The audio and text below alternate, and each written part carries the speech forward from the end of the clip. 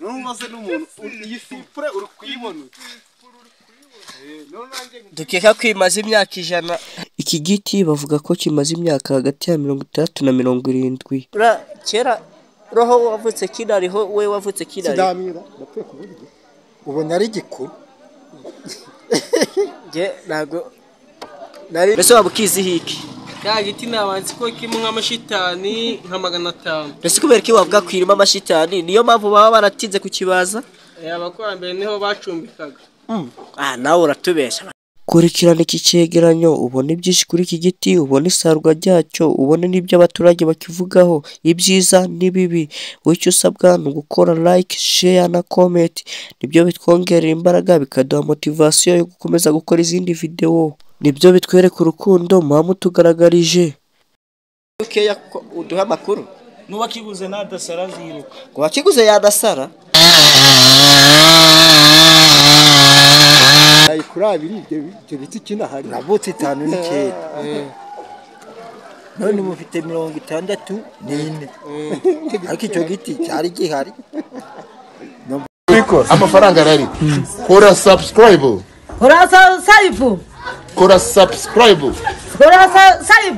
iki subscribe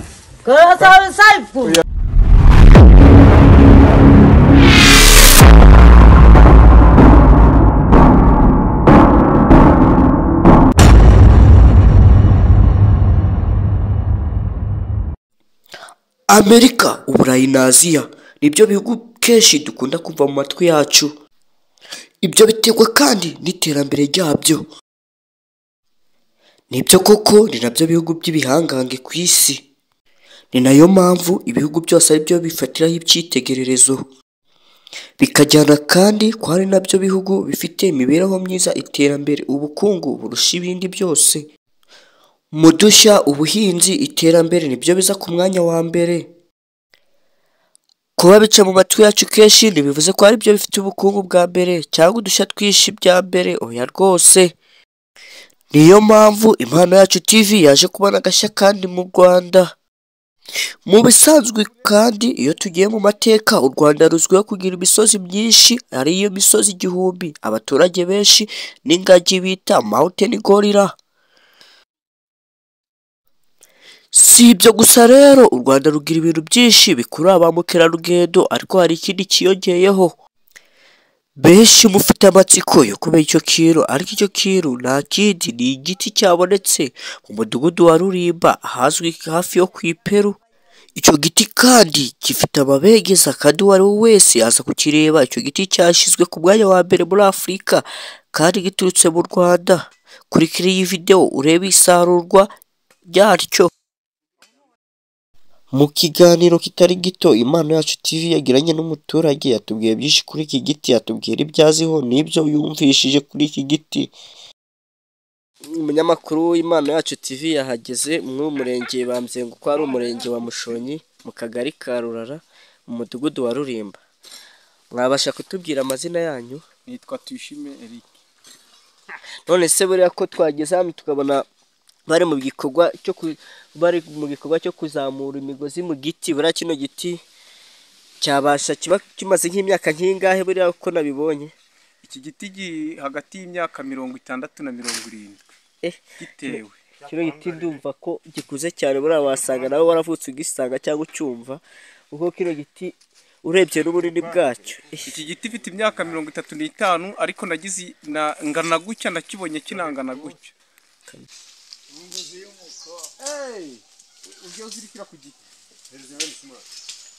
Iki giti kubera ubunini bwacyo bagiye kukibariza ingazi kugira babone ukuntu burira, bashyiremo umugozi kugira bagikurure kitaza kwangiza.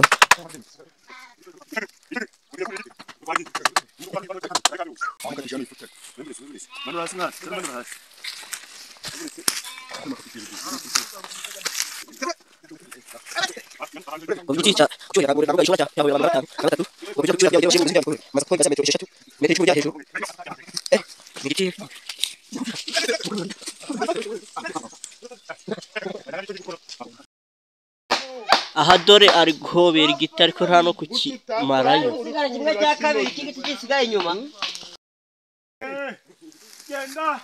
urabona icyo bari kuzamura ingazi kugira bayongerere uburebure. Twakuzamuye hasi ntabwo yafashe. Wagiye? Bari kuyisunika ngo azamuke. Genda. Aha bageragezaga kugihobera ariko biranga. Bajya gushyiramo umugozi kugira bagisirike kugira kitangiza, kuko kino giti ni kinini ku buryo gifite metero urebye mu burebure ni hagati ya 60 na 70, kugira kiba kitangiza ibintu byinshi. Urabona hano hari ibiti, hari amasina, hari ibintu byinshi, hari ibisheke, kugira kitangiza bakijyane ahantu bashaka. Bagiye gushyiramo umugozi burire bakizirike kugira bagikurure. 1/5 kino giti ngo kiri hagati y'imyaka ngo 68 na 72. Yasanze ngo nyiracyo yasanze ari imbuto yahabaye irahaza. Kera kimaze igihe. Kera inzoga bra nashize nk'imyaka nka 40 irarenze. Ajya mu kibuko bahingaga y'ibirayi n'ubuhazi. Ubu ndeba gutya Ibirayi kuri abiri ibyo biti kinahari. navutse 5 n'ikenda. None mufite 64. Ariko icyo giti cyari gihari. Numva bakivuga. Nose urukumva icyo ni nuko nyine ari icyo umuntu atitaho ngo mbe nasubiye kucyitegereza. Ubwo bura ngo 59 warakuze wowe banakivuga ucyumva. Icyo giti ni icya kera. Najyaga nampagenda nyine najyaga mpikorera nimba. Turaza gukurikirana tubaze n'abandi twumve amakuru yacyo. Icyo giti buriya icyo giti kimaze imyaka 40. Nyewe babaje baza bambya ngo kimaze imyaka 60 na 70. Nabo ntabwo bazi igihe kimaze. Ngo nawe yakuze uwo musaza, twabwiza ari umusaza, nawe ngo yakuze ngo gihari ngo yaje kuhatura kirimo, none yakigurishije ashaje. Birashoboka kuko nyine ubone pa ndi kukubwira uhatuye ku nzu iri haraguru yishwagara ikomeye nziza cyane. Icyo giti ubwo yamenye ubwenge gihari mbese nawe. Bagiye gufata igiti ashyiramo umugozi, igiti kubera ubunini bwacyo ya 15 na 20, ariko nabo nyine barakora bafite ubwoba kuko kino giti gifite hagati y'ibiro toni na 60 na 70 n'ebyiri gutyo. Uragutyo kubona bari kurira, bagiye kurira, bagiye kurira bashyiramo umugozi. Urabona nta mwana wacyurira no kurira umugabo, kuko umwana we acyuriye ahita. Hano bari kuzamura umugozi kugira ngo ugereyo. Umugozi bagiye gushyiramo hagati ya metero 120 metero 120 bagiye gushyiramo umugozi. Urabona dore yuriye, dore ingazi ni metero 10, ubwo kandi nta kimwe cya gatatu cy'igiti, ubwo bisaba kurira akagera hejuru muri metero 60 kugerayo. Urabona bisaba ubwenge bwinshi kucyura, bisaba kuba niba amashuri uba wize, habaho na kaminuza yo kwiga kurira igiti. Iki giti cyasaba umuntu ufite bachelor's degree mu kurira ibiti. Abantu baba bamufashe. Impano Yacu TV yaje kwegera umusaza atubwira byinshi kuri ayo mateka, kandi nawe avuga ko yavutse akibona umurambo kuko metero agezemo zo zonyine ntabwo zimwemera kuba barekurana gato, barekuye na gato yahita agwa.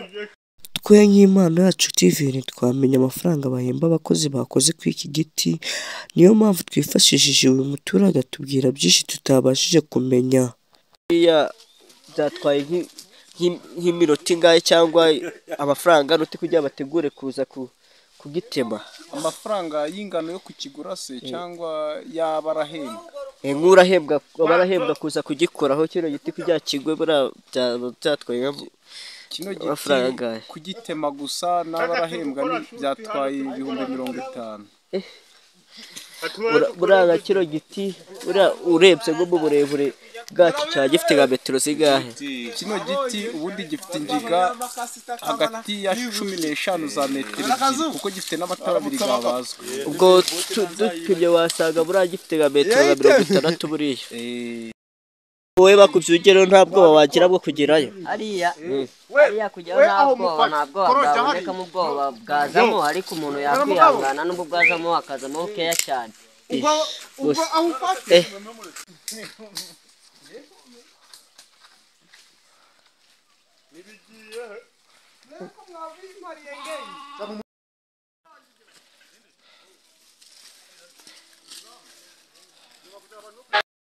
zoga najyaga numva ngo icyo giti kirahari ariko simbyiteho kukireba njye nakigezeho abantu babiri bari kugihobera bikanga kugifata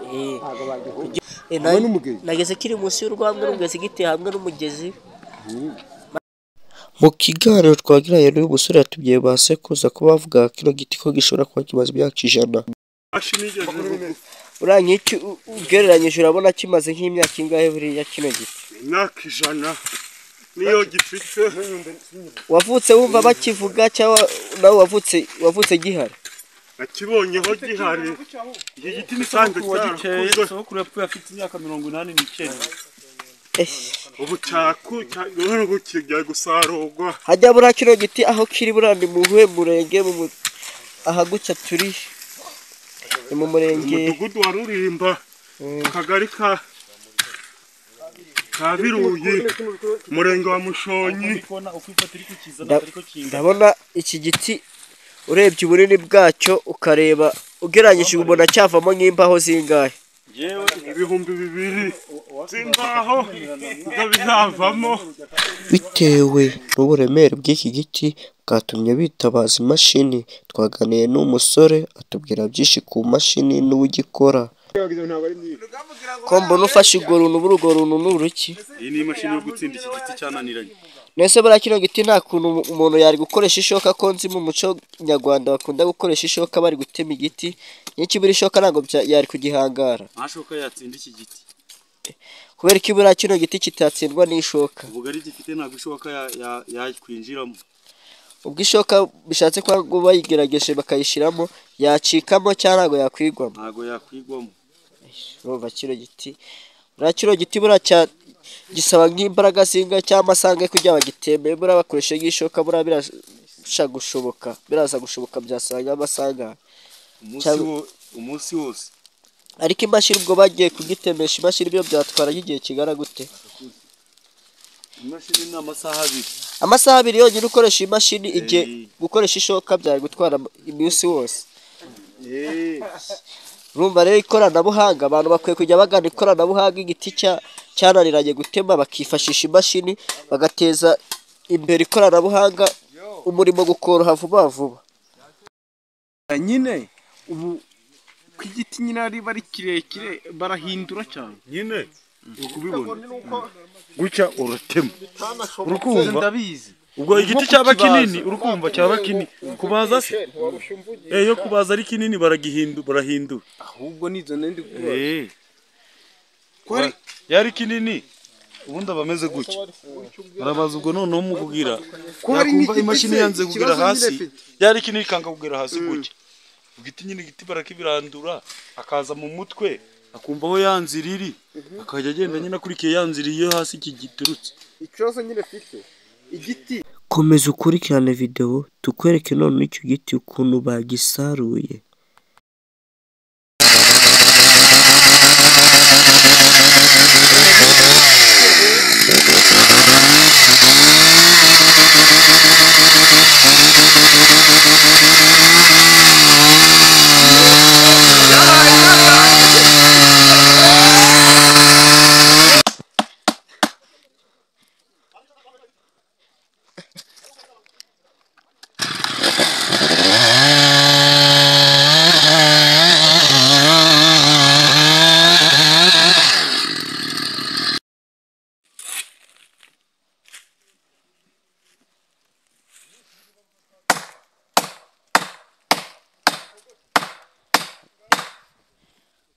Iri bango kujya riva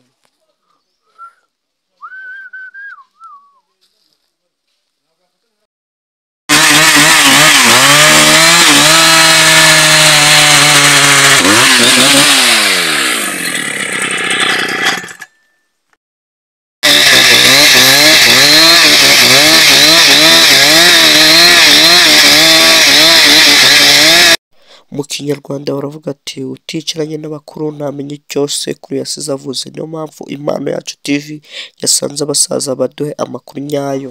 Kiriya giti waba ukiziho nyine urebye igihe cyakuriye ukivuka genda urumvishe bari kwago kimaze hagati y'imyaka nka 60. ntabwo icyo giti nk'izi ngewe ariko uyu muhungu ari kuvuga ko yakibonyeho. Waba warakibonyeho wowe? urabona agasobanuro ko nkikorera inzoga kera ari igisipure nabyo ni iki niba kikiri kera roho wavutse kinariho we wavutse kinari sidamira napfuye kuburyo ubona ari gikuru.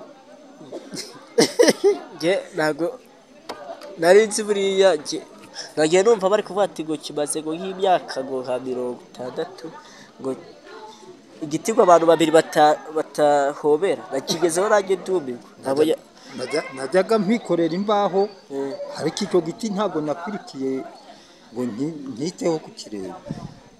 je nari nzi buriya none ariko burakera na kera ukibyiruka ubwo bize umuntu yabyigora wari unakibona birashoboka basanga kirayi kikaba gihari n'ubu kirahari bura nabonye hari maze iminsi najyaga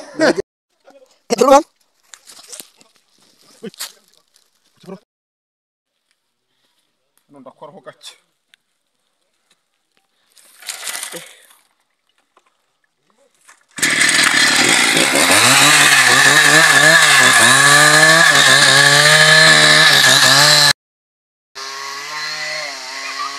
umva urusaku rw'imashini igiti kigiye kurwa bari kukiregura twabaye ngo w'abanyamakuru ko niruka urabona igiti cyaguye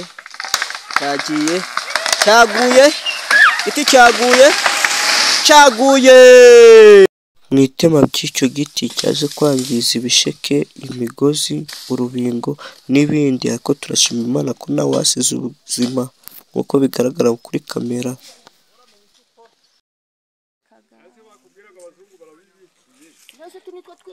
Bajya bavuga ngo kubonekirwa byabereye Kibeho ariko ntabwo ari Kibeho gusa no ku Iperu byabaye kuko igiti cyatumye haza imashini itema ibiti.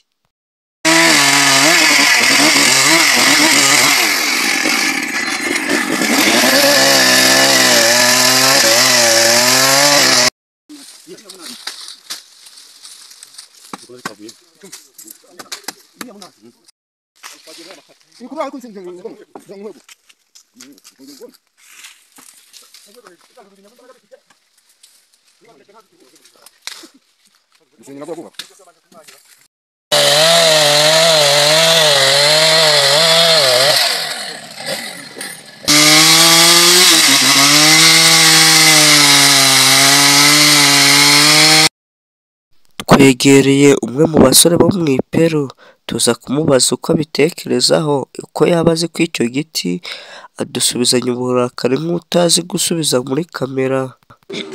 Njyewe uri kubona ndi umunyamakuru w'Impano Yacu TV uburyo twagendaga tumanuka muri isatire niba bayita isatire ya Peru tugera ahantu bari kubaza igiti.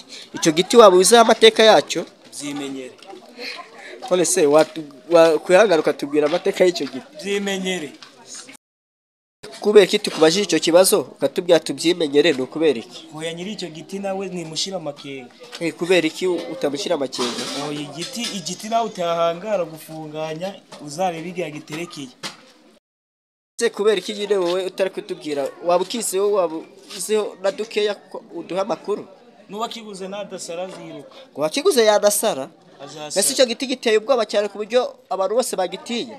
Ngaho nawe byimenyera urebe katazasara. Wajewe dugerageza no kuvuga neza. Arega njye umunyamakuru w'Impano Yacu TV niba utayizijya kuri YouTube ushakinga Impano Yacu TV. Nange ndi umunyamakuru w'agasisiro kacu. Uru ni urundi rubyiruko twaje kubaza amakuru rutubwira amakuru yabwiwe n'abakecuru ba kera n'abasaza ba kera nayo yaba ashobora kubazi kuko n'umwana mutoya ntabwo yabaziho byinshi yatubwiye kubyo yabwiwe n'abakera. Twe turi umunyamakuru w'Impano Yacu TV ariko twabari turi muri satire yanyu niba bayita Peru twageze ahantu bari kubaza igiti. Icyo giti waba ukizaho amateka ni igiti cya sipure kinini cyane. Kiriya giti ndakizi. Mbese waba ukiziho iki? Kiriya giti nabanzi ko kirimo nk'amashitani nka 500. Mbese kubera ko wavuga ko irimo amashitani niyo mpamvu baba baratinze kukibaza? Abakurambere niho bacumbikaga. Nawe uratubeshya. Ntabwo kubabeshya cya giti kirimo n'imihamuro n'iki n'iki. Kese usereye gose byubuze nese? none se buriya nyiracyo wumva bamuvugaho ko yaba ari muzima? oya nyiracyo ntabwo ari ikibazo kuko nayo yagisigiwe na sekuruza. Noneho ugereranyije cyaba kimaze nko mu myaka ingahe? cyaba kiri nko mu myaka 45. 45 ko cyaba cyarakuze baragitidije. Nyine abantu bajyaga no kubandwa bakabyisha.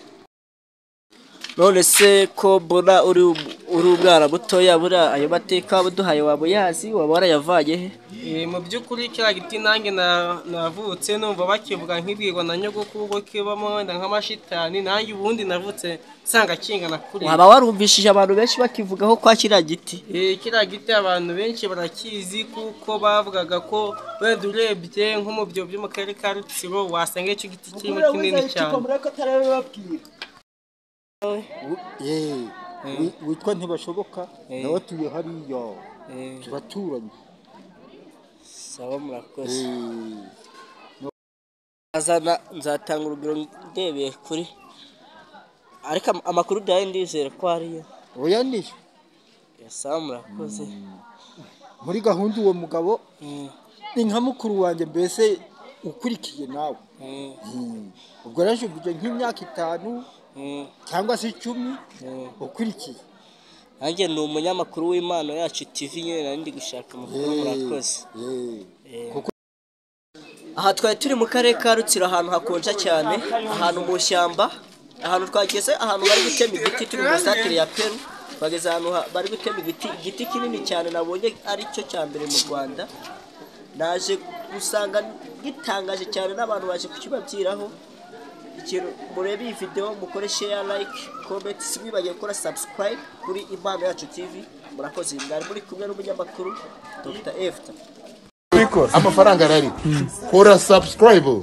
Kora subscribe. Kora subscribe. Kora subscribe. Iki? Subscribe. Kora subscribe. Ayo mu papa nuje kubikora mu bigo. Vuga subscribe. Kuranga subscribe. Turi kujya kureba igiti cyahuruje abantu benshi bagiye gukora subscribe ku Impano Yacu TV. Twari twaje kureba igiti cyahuruje imbaga y'abantu, tukareba igiti kimaze imyaka hagati ya 60 na 70. Baje kukireba iki giti cyahuruje abantu kandi namwe mwakibonye cyarakuze cyane. Namwe ndabasaba kujya mutera igiti mukagisarura gikuze nka gutya. Murakoze kuba mwakurikiye iyi video.